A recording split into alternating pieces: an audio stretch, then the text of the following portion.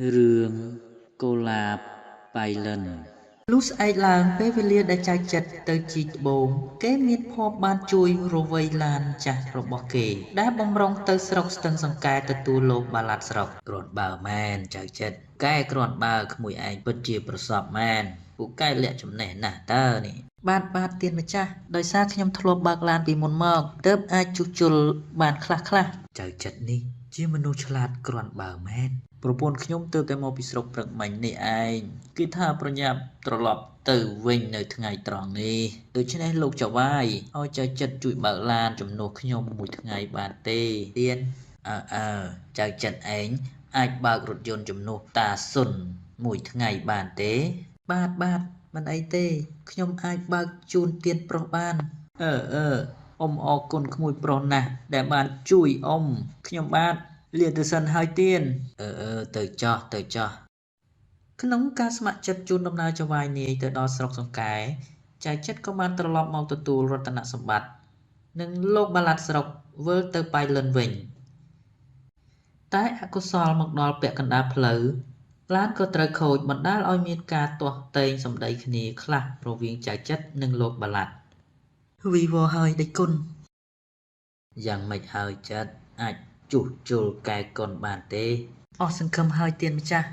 មិនអាចបន្តដំណើរទៅមុខទៀតបានទេព្រោះអីម៉ាស៊ីនវាខូចប៉ះពាល់ចំកន្លែងសំខាន់ម្ដងនេះស្រេចហើយមិនដឹងពេលណាបានទៅដល់ផ្ទះទេនេះណែហើយអាគាត់ឯងបើកឡានយ៉ាងម៉េចនឹងបានជាខូចអស់រលីងអញ្ចឹងខ្ញុំបាទបើកបរតាមធម្មតាលោកក៏បានឃើញនឹងភ្នែកដែរបើអាគាត់ឯងបើកឡានមិនចូលក្រឡុកមិញនោះទេវាក៏មិនខូចដល់ថ្នាក់នឹងដែរចុះលោកគិតថាខ្ញុំចង់បើកឡានឲ្យធ្លាក់ក្រឡុកនោះមែនដែរទេផ្លូវល្អកកោកចុះហេតុអ្វីក៏ឯងមិនបើកឲ្យត្រង់ផ្លូវទៅ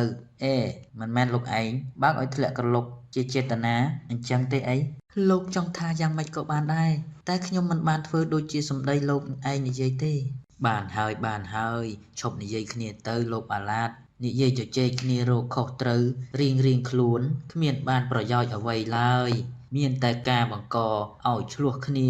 មួយកម្រិតទៀតក្នុងការស្នាក់នៅកណ្ដាលព្រៃចៅចិត្រនិងចៅវាយស្រីក្រមុំនិយាយផ្ដោះផ្ដងគ្នារហូតយល់ចិត្តយល់ថ្លើមគ្នាខុននារីប្រហែលជាងងុយខ្លាំងណាស់ហើយឆាប់ទៅសម្រាកក្នុងឡានជាមួយលោកឪពុកទៅ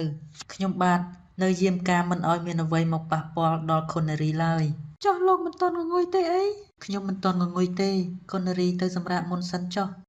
ឈប់សិនមានអីមែនទេនឹងចិត្តមើលណោមានភ្លើងអ្វីចម្លែកតាមមើលទៅវាមានចម្ងាយប្រហែលជាមិនឆ្ងាយដល់1គីឡូពីទីនេះទេដូចជាពន្លឺភ្លើងគប់ច្រើនណាស់ហើយកំពុងតែសម្ដៅមកទីនេះផងមើលទៅចិត្តយើងធ្វើយ៉ាងម៉េចទៅខុននារីប្រញាប់ទៅដាស់ដេចគុណទៅនឹងលោកបាឡាត់ខ្ញុំដាក់គ្រាប់កំភ្លើងសិនតើមានរឿងអីមែនទេចិត្តបាទទៀនប្រុសមានភ្លើងច្រើនណាស់ដែលកំពុងសម្ដៅមករកយើងមិនដឹងថាពួកគេមានបំណងល្អឬអាក្រក់នោះទេអូហូប្រហែលជាពួកចៅទេដឹងចិត្តខ្ញុំភ័យខ្លាំងណាស់ខុនតាមខ្ញុំឲ្យជាប់មកយើងទៅរកដើមឈើធំដើម្បីការពារខ្លួនពេលនេះយើងមិនដឹងថានឹងមានអ្វីកើតឡើងទេតើយើងត្រូវធ្វើយ៉ាងម៉េចទៅចិត្តរំពេចនោះចៅចិត្តក៏បានតតាំងប្រយុទ្ធជាមួយពួកចៅយ៉ាងអង្អាចខុននារីពួកចៅមានគ្នាច្រើនណាស់ទោះបីជាយើងបាញ់វាត្រូវខ្លះក៏ដោយក៏នៅតែសម្រុកចូលមកទៀតគ្រាប់កាំភ្លើងយើងនៅសល់តែមួយគ្រាប់ទេពេលនេះជាឱកាសចុងក្រោយរបស់យើងហើយខ្ញុំចង់ប្រាប់ថាខ្ញុំបាទមានចិត្តស្រឡាញ់ខុននារីជាជាងជីវិតរបស់ខ្ញុំទៅទៀតចិត្តហេតុអីក៏ចិត្តនិយាយដូច្នេះពេលវេលាកាន់តែចិត្តមកដល់គៀកបំផុតហើយខ្ញុំបាទមិនទ្រាំលាក់សេចក្តីស្នេហា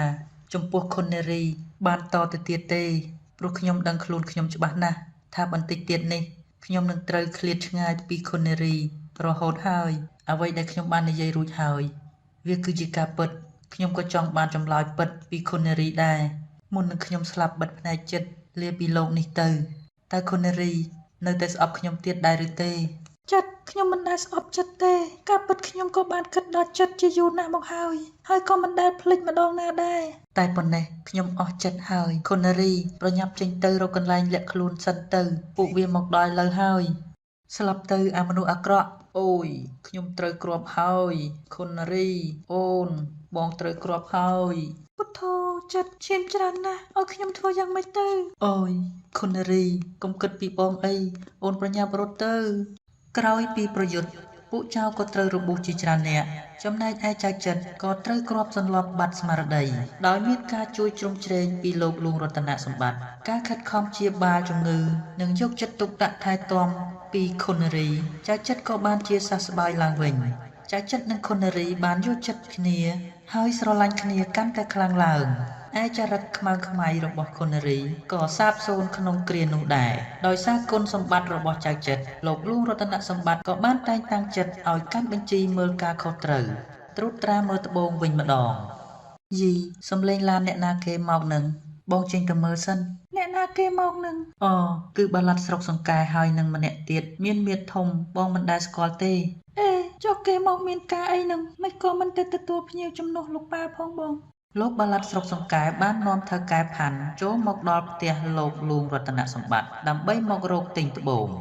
សួស្ដីទៀនប្រុសមកនេះមានការអ្វីដែរទៀនប្រុសជំរាបសួរខុននារីចាជំរាបសួរលោកបាឡាត់ស្រុកហើយត្បូងឲ្យមើលម្ចាស់ផ្ទះព្រមនាំថៅកែថ្មីនេះទៅមើលអណ្ដូងជីកត្បូងជាមួយចៅចិត្តទុកឲ្យខុននារីនិងលោកបាឡាត់ស្រុកនៅផ្ទះតែ2នាក់មានការអីត្រូវនិយាយជាមួយខ្ញុំមែនទេលោកបាឡាត់បានជាសម្លឹងខ្ញុំមិនដាក់ភ្នែកតើលោកមានរឿងអ្វីឆាប់និយាយមកខុននារីខ្ញុំស្រឡាញ់ខុនណាស់គ្មានអ្វីអាចបំផ្លាញខ្ញុំនិងខុននារីបានទេ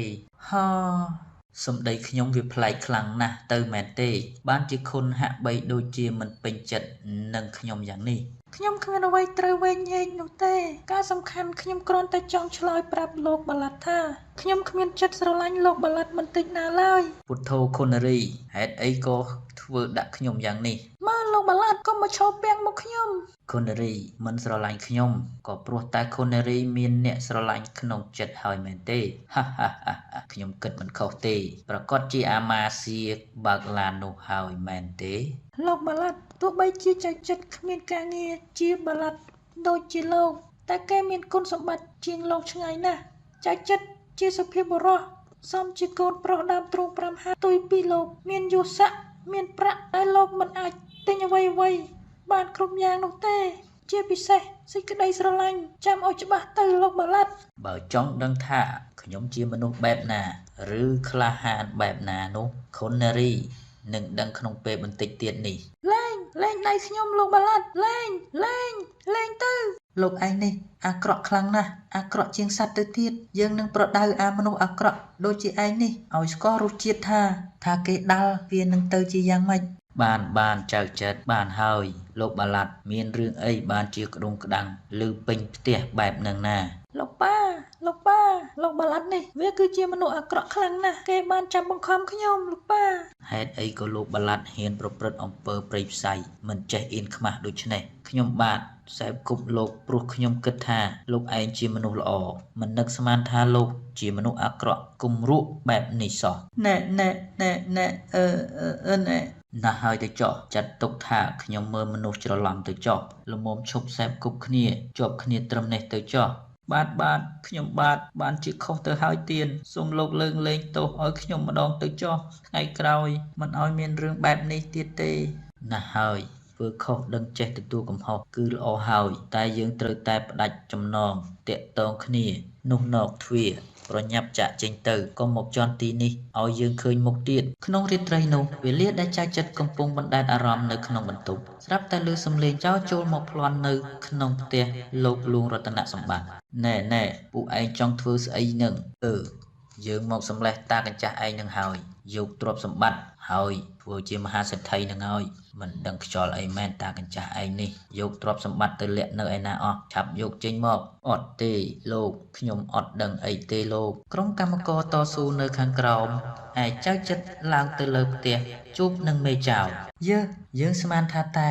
អ្នកណាតាមពិតអាដងកើក្នុងសាច់ឯងនេះសោះចៅចិត្តប្រយុទ្ធគ្នាយ៉ាងយូរទីបំផុតអាចឲ្យមេចៅនោះចោះចាញ់បានចំណែកលោកបាឡាត់ស្រុកកំពុងចាប់នាងខុនរីក៏ត្រូវចៅចិត្តសម្លាប់បានទៀតគុណសម្បត្តិដ៏ច្រើនរបស់ចៅចិត្តធ្វើឲ្យលោកលួងរតនសម្បត្តិពេញចិត្តយ៉ាងខ្លាំង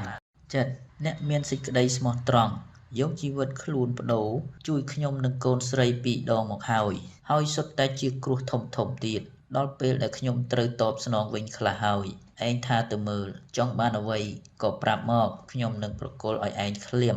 មិនចាំបាច់ទេទៀនប្រុសខ្ញុំបានធ្វើគ្រប់យ៉ាងគឺមិនចង់បានអ្វីពីទៀនប្រុសនោះទេអំពើដែលខ្ញុំបានធ្វើនេះដោយក្តីកតញ្ញូចំពោះទៀនប្រុសណាស់ហើយមិនចាំបាច់និយាយវិវេអីទៀតទេខ្ញុំដឹងថាចិត្តឯងនិយាយមិនស្មោះត្រង់ទេកុំកុហកភ្នែកចាស់ចង់បានអ្វីនិយាយឲ្យត្រង់មកណែខ្ញុំចង់បានចង់បានខុននារីមែនទេណែកុំភ័យហើយក៏កុំអពេកខ្ញុំដឹងថាចិត្តឯងស្រឡាញ់ខុននារីហើយនារីក៏ពេញចិត្តនឹងឯងដែរខ្ញុំពេញចិត្តនឹងផ្សំគុំឲ្យឯងទាំងពីរនាក់ហើយកុំសូនសាញអីទៀតណាស់ហើយទៅសម្រាប់ចោះប៉ាហៅមកប្រាប់ត្រឹមរឿងប៉ុណ្ណឹងទេម្យ៉ាងដោយសារលោកលួងរតនសម្បត្តិមើលឃើញពីទឹកចិត្តស្មោះសររបស់ចៅចិត្តទៅលើខុននារីលោកលួងរតនសម្បត្តិក៏រៀបចំផ្សំគុំខុននារីនិងចៅចិត្តជាស្វាមីភរិយាព្រមទាំងចែកចម្លែកទ្រព្យសម្បត្តិឲ្យអ្នកទាំងពីររស់នៅយ៉ាងសុខសាន្ត